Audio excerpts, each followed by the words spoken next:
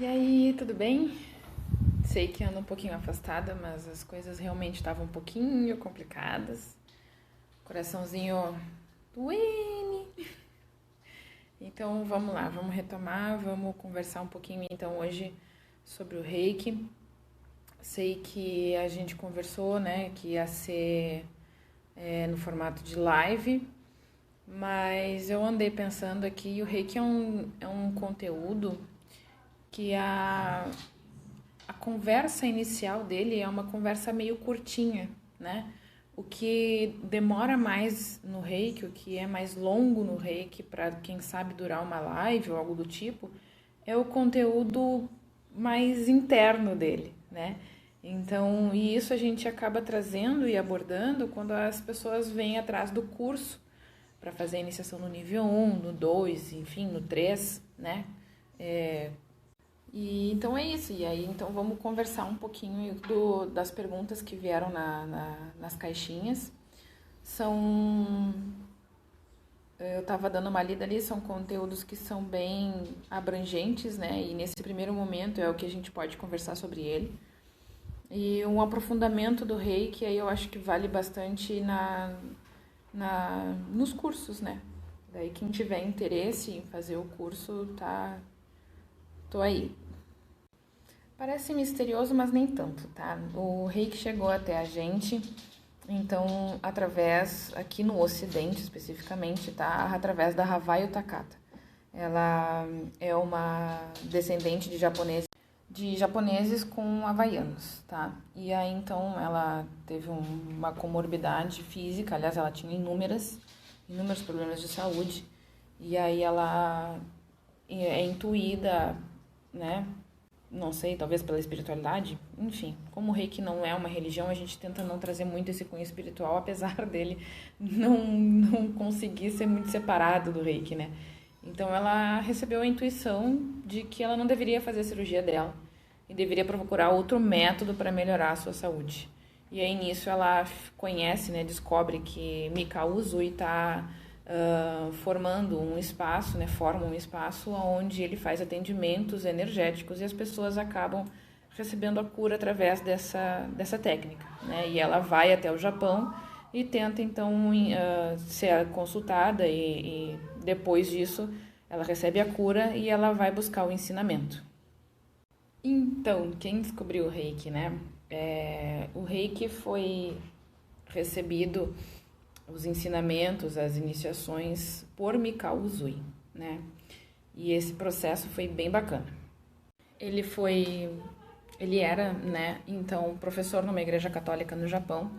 E aí um dos alunos chegou para ele e perguntou para ele como que Jesus curava as pessoas através da imposição de mãos, né? E no Japão tem esse problema sério, né? Que quando a pessoa não sabe, o professor não sabe, ele se compromete com o aluno de descobrir a resposta e trazer a resposta para esse aluno, tá? E foi exatamente o que aconteceu. Ele não sabia, foi atrás da informação, foi descobrir como aconteceu, passou em alguns lugares, coletou alguns materiais, né? Até para saber também como o Buda fazia isso, porque Buda também fazia. E ao passo disso ele pega no caminho, né, 21 pedras para fazer bem a contagem dos dias, nada mais, e vai fazer jejum no Monte Kurama. E aí lá no Monte Kurama, depois que passam esses 21 dias estudando e jejuando, ele recebe uma iluminação, né?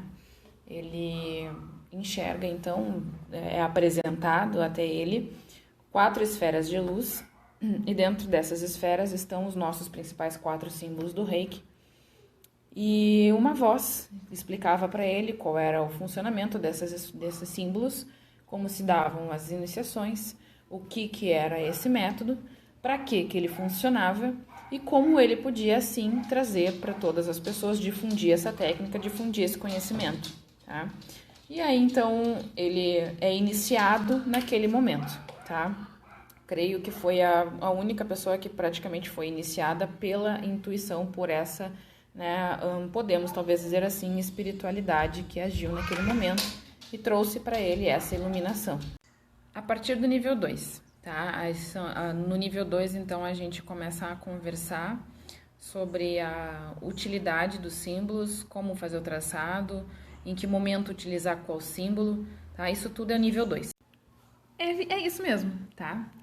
Basicamente, então, é uma energia de muito amor que a gente consegue canalizar e com isso a gente consegue, né, fazer a liberação então de alguns miasmas, de algumas crenças, de traumas, tá?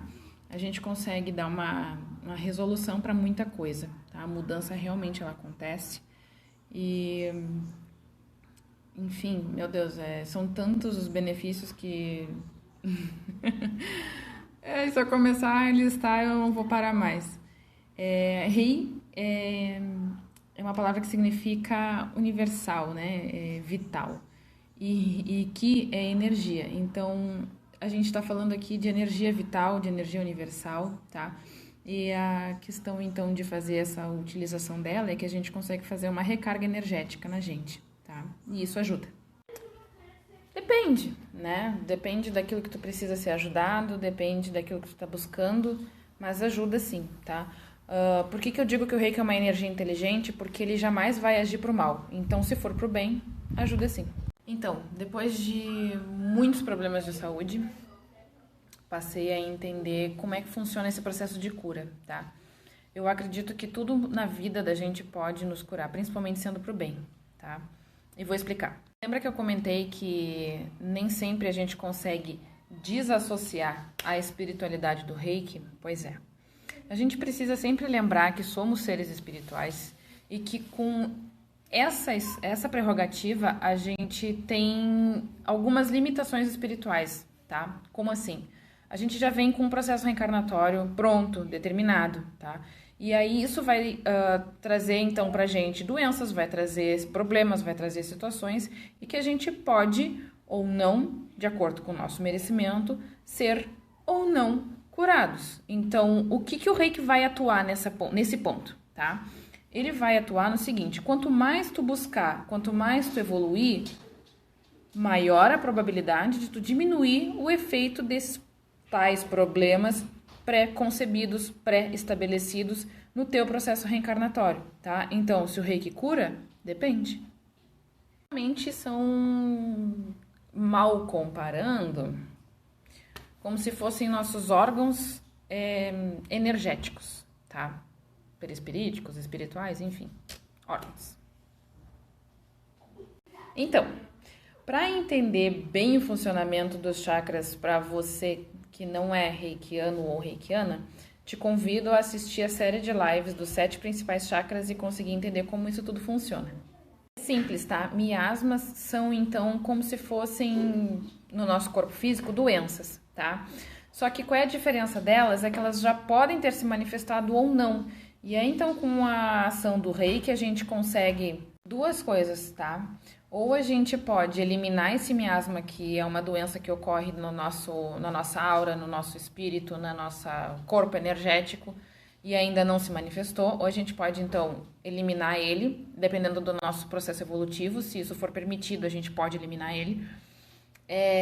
A gente pode amenizar a ação dele no nosso corpo, por exemplo. Então, se o nosso processo reencarnatório estava para vir uma mega doença, uma coisa que fosse nos paralisar, talvez nos levar à morte, a gente consegue até dar uma reduzida nesse efeito e de repente vem uma doença que a gente consegue tratar, consegue conviver, né? Então, nisso o reiki ajuda pra caramba, tá? Eu sou praticamente uma experiência disso. E é isso, tá? Miasmas são como se fossem doenças energéticas e que com o reiki a gente consegue amenizar ou até curar, tá? E essa cura seria, então, no caso, talvez a não manifestação dessa doença.